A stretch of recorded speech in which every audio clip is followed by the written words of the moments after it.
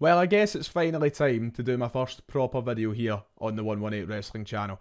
And I don't think there's a better place to start than with the WWE PLE that happens this weekend. Backlash, live from Lyon, France. Let's keep it simple. Let's keep it basic. Predictions.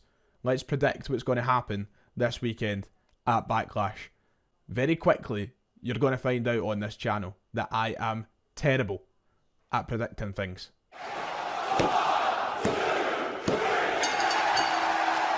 Ladies and gentlemen, hello, welcome yourself into the new channel. If you haven't already, if you're just here, whether you're coming through the main channel or finding me on your own, please go down below, hit like and subscribe, it would be much appreciated. You can also go and follow me on Twitter and all that jazz if you want to keep up with me and my very limited tweets about professional wrestling. It's nice to have you here. It's nice to finally get started on the 118 Wrestling channel, and I'm very excited for the show this weekend. Backlash coming live from Lyon, France, an international PLE. Good for so many reasons. A different atmosphere, a different crowd, a different start time, thank God. I'm excited for this. I think it's going to be a really good show. Don't get me wrong, I don't think it's the greatest card you're ever going to see. I don't think it's an amazing spectacle of an event, but it's Backlash. It is one of the kind of B tier pay-per-views. It's not a SummerSlam, it's not a WrestleMania, for God's sake. And this one's kind of weird because it's in that weird middle ground between WrestleMania and the draft taking fully effect on the rosters.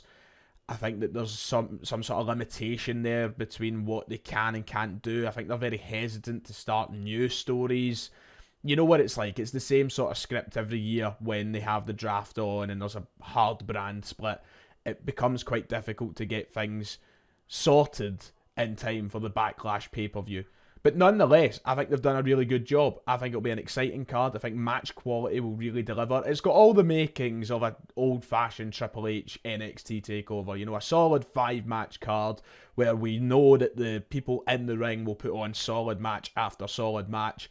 And listen, after Backlash, we're cooking with gas. I think that's us now starting our year-long build towards next year's WrestleMania and all the long-term storylines that will unfold over the year. This is really just the kind of placeholder between WrestleMania and this new sort of era fully taking off. Because when you think about it as well, this really is kind of like the first PLE of the Paul Levesque era, or the Triple H era, whatever you want to call it. I know that they said it kind of started at WrestleMania 40, and you might go, well, Ryan, actually the first one was WrestleMania 40. I know it was, but that was like the launching pad. This is like, it's happening now. We have 2 world titles being defended at Backlash, which is, wow. Just feels really weird. Thank you, Cody Rhodes. And it just feels like this is us now finally getting underway. So for me, this feels like the first proper pay-per-view of that era. And I'm really excited for it to be in France. I think the crowd will be amazing. I just wish that Baron Corbin was on the card. So, without any more delay, why don't I predict each match? There is only 5 in the card, so we'll probably get through this quite quickly today. But it's a good wee start, and hopefully I can get some of my views around certain wrestlers or certain angles so you can understand me a bit better. Let's get into this.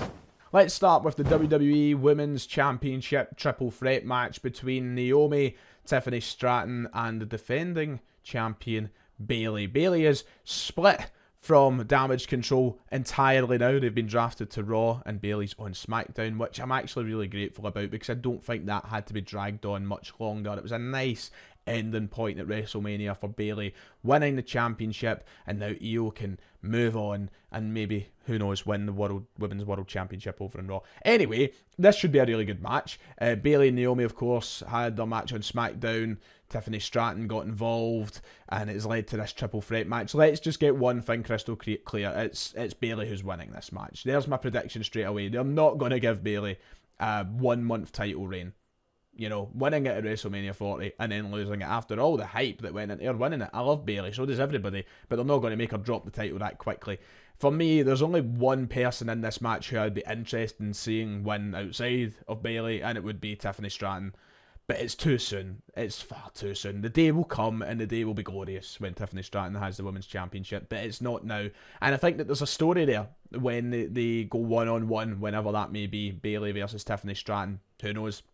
Could be in the coming months, could be following Money in the Bank, because I feel like Tiffany Stratton will be in that Money in the Bank ladder match. But this is just kind of a placeholder to really get the women on the card, I think. And I don't mean that in a bad way. I just feel like there wasn't any clear plan as to what the 1v1 rivalry would have been between Bayley and anybody. So they've given us a match with 3 solid wrestlers, 3 solid superstars, and it should deliver. I'm really looking forward to it, but for me, it's straightforward. Bayley wins the match. I feel like I didn't give Naomi anywhere near as much discussion or credit in my analysis of the match there as I probably should have. Naomi's brilliant. She's a really solid superstar, good in the ring. I've never been a huge Naomi fan, but it's nice to have her back. And I feel like it's nice now that she's getting this sort of opportunity, because leading up to WrestleMania, it just felt like, oh, she's back. And then that was it. And then they threw her in that 6-woman tag, and then she'd go back to obscurity. So they're doing well, keeping her relevant here, giving her an opportunity to really show the TV crowd especially what she has to offer. It's good she's in the match. Bayley wins though. Damian Priest versus Jey Uso. Let's jump to that one next, because I think this will be on quite early in the night, to be quite honest. And as I said, it's quite a predictable card, and I feel like this is once again a predictable title match. There is no way that Damian Priest is going to drop the title this early on in his reign, and there's no way he's going to drop it to Jey Uso of all people. And I mean that with all due respect to Jey Uso, because we all know how good he's been and how charismatic he is, and it's Jey Uso, but he isn't World Championship material yet, in my opinion. And I know that might be controversial. I know some of you might disagree, but I don't believe he's a world champion yet. And I think they've got a long way to build him in being a believable world champion. It's a good match for him. It's a good showcase, especially after the letdown that was Jimmy versus Jey. I think he can go and deliver a better match with Damian Priest now at Backlash. But it's going to be a Damian Priest win. However, it's probably not going to be clean, is it? Let's be real. I don't think they're going to send Jey Uso out there to take a pin and eat a pin without there being any bloodline shenanigans. After all, it's Backlash. Both rosters are allowed to be there in the same building, if you believe the on-screen rules. So I think that we'll probably see Jimmy, or well, not Jimmy, he's injured, but we'll probably see Solo and Tama Tonga get involved or something and then cost him the match. Because I think eventually they're going to be building to this Uso reunion between him and Jimmy.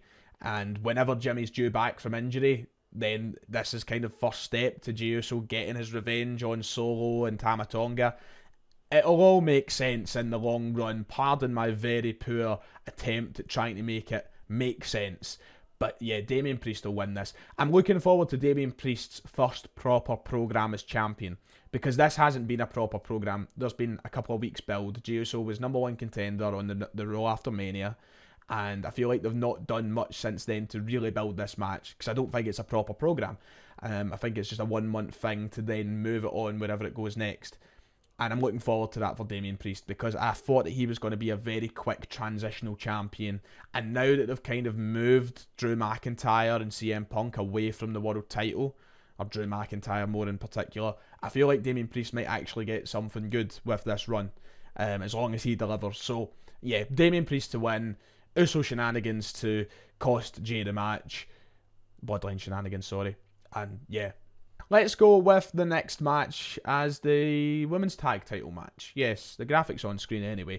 It's the Kabuki Warriors against Jade and Bianca, which I think on paper looks like a very straightforward prediction. I think everybody will be jumping straight to Bianca and Jade winning, which makes sense because it's exactly what I'm going to predict. But I think there is also a slight chance that, Kabuki Warriors could win, and maybe that could start the tension and the build towards Bianca versus Jade. But I think there's such a low chance of that happening. Surely they're going to have a women's tag title run, and surely when they lose it, or lose those titles, that's when they start the build towards Bianca and Jade. That's surely a WrestleMania 41 match. If not WrestleMania 41, then SummerSlam at the very least. So I think Bianca and Jade will win this. It will then take the women's tag titles over to SmackDown, which will be weird because they've been on Raw for so long, it feels like. But I'm not going to complain about what show they're on, because it really doesn't matter. Bianca and Jade will win though. And then they've got to sort out what they're doing with damage control, because they can't let Kairi Sane, Io Sky, Asuka all fade into this mix of, you know, obscurity. They all deserve to be doing something in their own right. Especially Kairi Sane, who's came back to really not do too much on screen. Like, I know she's women's world champ, women's tag champ right now, right? But I feel like somebody of her ability hasn't really been used as well as she could have. I don't know. Controversial take, maybe. So, yeah, it'll be interesting to see what happens next with damage control, but surely Bianca and Jade win this, and maybe that'll force a rematch at some point, but once again, it's another match I think it's quite predictable. I'm going for Cody Rhodes versus AJ Styles next, the match for the undisputed WWE Championship. When are they going to drop the word undisputed? I hope it's really... There's no need for undisputed anymore. Just call it the WWE Championship, like they did back in the day. They don't need the word undisputed. We're forgetting the Universal Championship existed. It's the WWE Championship. Cody Rhodes versus AJ Styles. I think this will main event, but I'm talking about it now because I think it's the last predictable match. The next match, I think there's a bit to talk about. Cody's winning. It's as simple as that. Cody's probably holding this belt till WrestleMania next year. And if he's not holding it to WrestleMania next year, I think there'll be a bit of hot potato so that he's got it back for WrestleMania next year. And he's certainly not losing it to AJ Styles at Backlash this weekend. Listen, this match should be quality. And what annoys me is you get all the AEW lawyers going, oh, it's going to be a 3-star, 2 bang average wrestlers now. You know, whereas if this happened in AEW, people would be going nuts. It'd be a dream match. And that's exactly what it is. I've always dreamed of seeing Cody Rhodes versus AJ Styles at a WWE PLE, and I'm really excited for this. AJ Styles showed at WrestleMania he's not washed. He's nowhere near finished. And I think that this match against Cody will prove that even more so. And Cody's just brilliant. So let's be real. The match will be good, and it should be good anyway. But it's an easy Cody win. And I think that similar to what I said about a 1-month program with Damian Priest and Jey Uso, I think you might see that again with AJ Styles and Cody here. But I actually hope they don't. I think there's a lot more in that story that they could really use for another month or so, because AJ Styles had matches with Dusty back in the day. Use that footage, talk about that, bring the emotion into it, and make it a lot more personal, because this has been one that, once again, due to that weird middle ground between Mania and Backlash, has been sort of rushed. I would love to see it play out with story to tell there. So if it is the only match they have around this time of year, cool, whatever. But if it goes on after this, I would be okay with that. And finally, the match I'm probably most excited for, Randy Orton and Kevin Owens taking on Solo Sikoa and Tama Tonga, aka the Bloodline, or the New Bloodline if you like, because we don't quite know what's happening with Solo and Roman Reigns. Is he taking a step back from his tribal chief? We don't really know yet. We'll find out when Roman's back in about 10 months' time. This is the most unpredictable match on the card for me. And you might think I'm daft in saying that, because I think a lot of people will be going, obviously Solo and Tama Tonga is going to win. I don't know so much. I have a feeling that Kevin and Randy could pick up the win here, and that kind of builds the tension with Solo and Paul Heyman and Jimmy and Jade, the whole Bloodline. I feel like it adds a bit more depth to their characters and the struggle of him trying to assert his dominance, rather than just going, oh, by the way, Solo's on top, even though he's just lost 40 matches in a row. So I think this could go either way. I really do. If I'm being completely honest, I do see Solo and Tama Tonga winning the match, especially because it's Tama Tonga's first match in WWE. I feel like they want to maybe kick that off with a win.